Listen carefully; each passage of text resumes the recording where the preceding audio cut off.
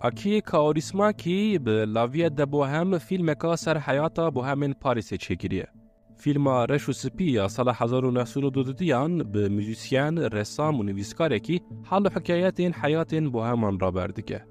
ده فیلم دا غزانی و پریشانی بوهمان به رومانتیزم که رنگین و به میزاه که ایشی انتلیکتوالان هیه. ای موزیسین مثلا ده بیجه بالزاک روی هفته فنجان قهوه و دخارنه.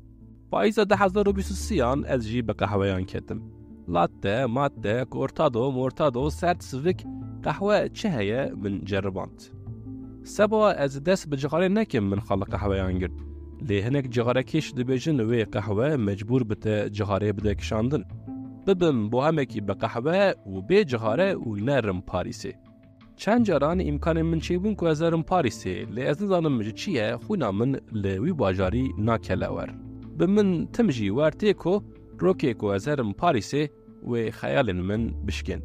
نه لازمه ایجاب نکه لدیار بکری بوهم به معنی به پشمانی خواه هم دل خادشکینم هم قافی خواه.